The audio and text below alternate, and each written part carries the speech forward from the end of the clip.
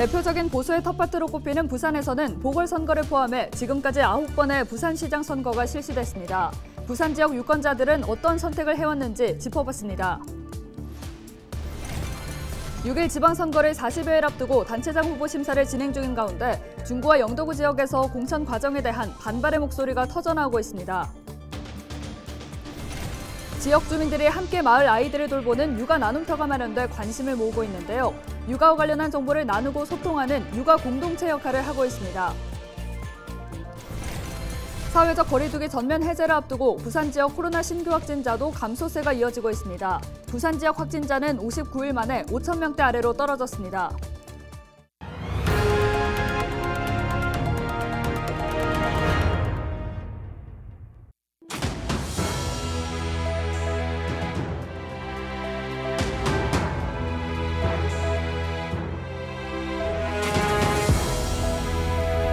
여러분 안녕하십니까? 헬로TV 부산 뉴스입니다.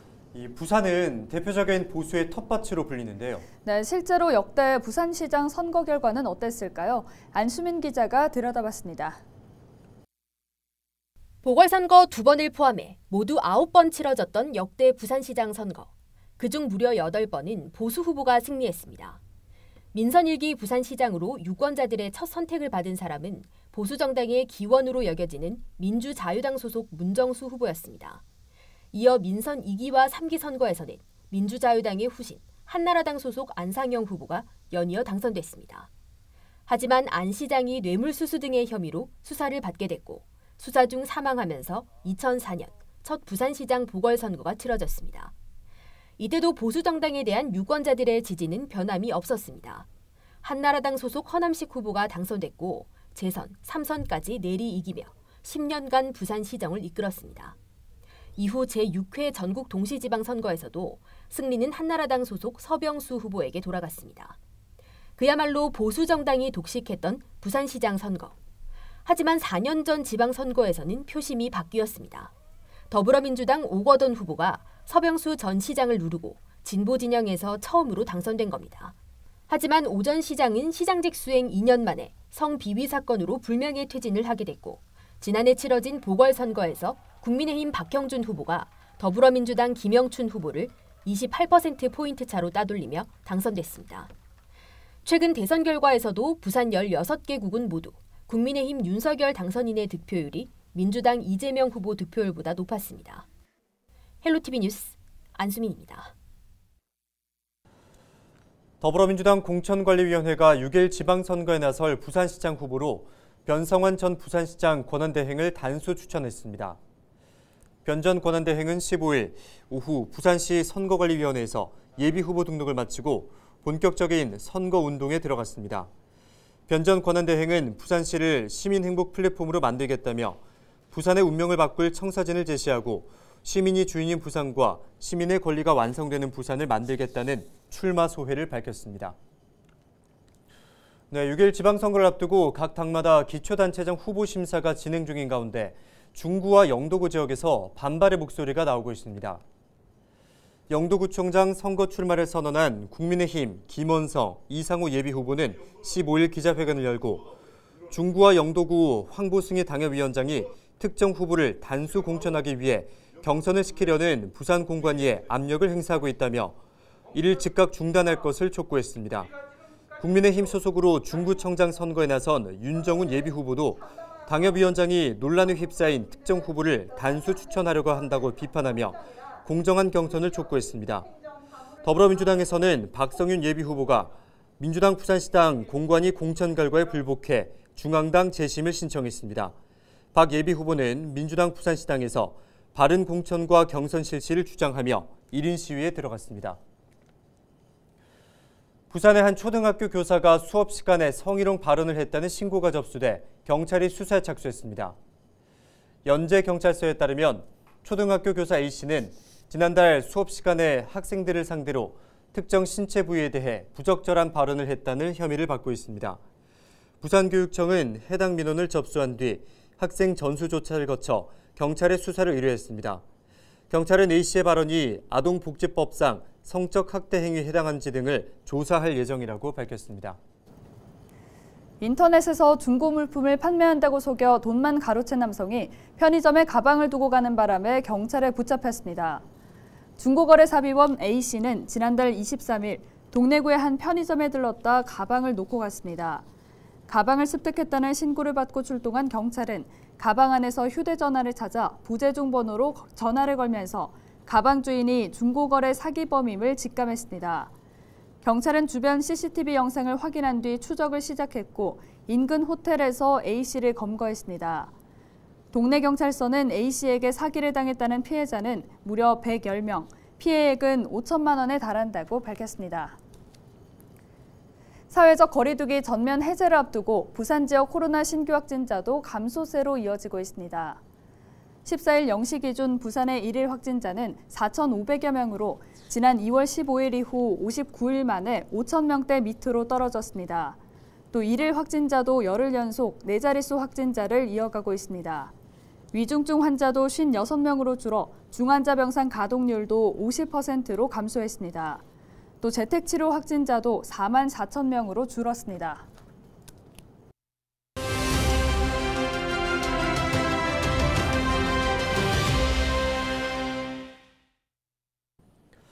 정부가 이제 다음 주부터 코로나19 유행 확산을 막기 위한 사적 모임 인원 제한과 영업시간 제한을 없애기로 했습니다. 그동안 이어져 왔던 사회적 거리두기를 사실상 종료한 건데요. 이는 2020년 3월 시작한 이후 2년 1개월 만입니다. 이제는 야외에서 300명 이상이 함께하는 행사와 집회도 열 수 있고요. 공연과 스포츠 대회도 가능합니다. 실내 영화관이나 공연장에서 마스크를 벗고 음식물을 섭취하는 것도 이제는 가능합니다. 정부는 사회적 거리두기를 사실상 종료하면서 마스크를 야외에서 벗는 건 더 미루기로 했습니다. 이처럼 신규 확진자가 줄고 있지만 여전히 확산 규모가 크고 전파력이 높기 때문인데요. 코로나19 재확산 걱정도 여전히 적지 않습니다. 새로운 변이 바이러스가 또 발생할 수 있기 때문인데요. 일상을 찾아가고 있다는 믿음만큼은 커지고 있습니다. 그동안 모두가 함께 견디며 상황을 바꿔왔기 때문입니다. 지금까지 데일리 브리핑이었습니다.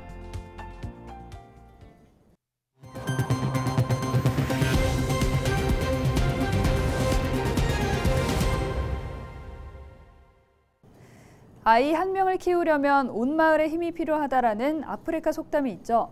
그런 역할을 할 수 있는 공간이 바녀 3동에 만들어졌습니다. 지역 주민들이 육아 공동체를 만들어 육아 정보를 나누고 소통하며 함께 아이를 키워나가자는 취지인데요. 차선영 기자가 소개합니다. 바녀 3동 전통시장 인근에 자리 잡은 바녀 공동육아 나눔터입니다. 해운대구는 10여개 원을 확보해 기존의 상가주택을 허물고 미취학 영유아를 위한 공간을 조성했습니다. 꼭 2년여 만입니다. 육아 품앗이 기능을 가진 해운대구 최초이자 유일한 공동 육아 나눔터가 탄생한 겁니다. 탄생 과정은 녹록지 않았습니다. 예산 확보의 어려움 때문이었습니다. 열악한 곳에 좋은 시설을 유치해 주어야지 그 사람들이 더 혜택을 바라볼 수 있는 거고, 실제적으로 아이들이 많은 곳에는 이런 시설이 없어도 민간에서 운영하는 시설들이 너무 많기 때문에 굳이 여기가 있어도 활용 가치가 별로 없을 거다라고 했는데 그 설득 과정이 상당히 오래 걸렸어요. 앞으로 영유아와 양육자들이 이곳에 모여 육아 정보를 공유하고 소통하게 됩니다. 공동 육아 나눔터는 육아 부담을 덜 수 있는 열린 육아 공동체의 역할을 하게 되는 것입니다. 가족이 늘어나고 혼자 홀로 육아하시는 부모님들이 많으시니까 그분들이 이제 함께 육아 정보를 공유할 수 있고 자주집단 형성을 위해서 운영하는 게 가장 크고요. 우선 주민들 중심으로 운영위원회를 꾸린 후 품앗이 돌봄 공동체가 만들어질 예정입니다. 2가정 혹은 3가정이 모여 그룹을 만들어 등하원 지원이나 돌봄이 필요한 아이를 함께 돌봐주기도 하고 놀이와 독서 등 다양한 프로그램을 기획해 진행하게 됩니다. 바녀 3동 육아 공동 나눔터는 오는 4월 20일 지역 주민을 대상으로 프로그램 설명회를 진행한 후 5월부터 본격 운영에 들어갈 예정입니다. 헬로티비 뉴스 차선영입니다. 기후 위기 시대에 나무의 중요성은 아무리 강조해도 지나치지 않습니다. 나무가 탄소를 흡수하는 도시의 허파 기능을 하기 때문인데요. 그럼 나무 관리 잘하고 있을까요? 우리 주변에서 흔하게 볼 수 있는 가로수. 이 가로수 관리를 잘못하면 오히려 탄소가 배출될 수 있다고 합니다. 이지훈 기자가 취재했습니다. 도심 나무 심기는 탄소 중립을 위한 가장 실천적인 대안으로 꼽힙니다. 이 나무가 도심의 온도를 낮추고 탄소를 빨아들이기 때문인데요. 그렇다면 이 소중한 나무는 어떻게 관리되고 있을까요? 작업자들이 전기톱으로 나무를 잘라냅니다. 봄맞이 가로수 가지치기가 한창입니다.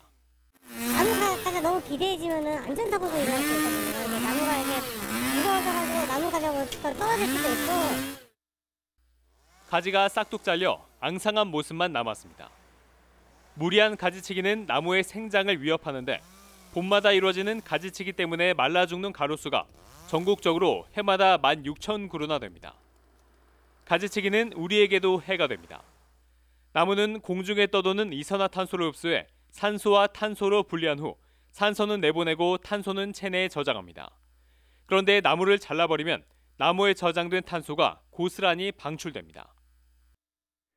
가로수가 평생 동안 흡수했던 탄소를 자르게 되는 순간 다시 다 내보내게 되는 거거든요. 그러니까 결론적으로 가로수를 30년 키웠다 그러면 30년 후에는 다시 30년 동안 흡수한 걸 그대로 내보내는 거니까 아무런 도움이 안 되는 거죠. 하지만 가지치기에 대한 정확한 규정은 없습니다.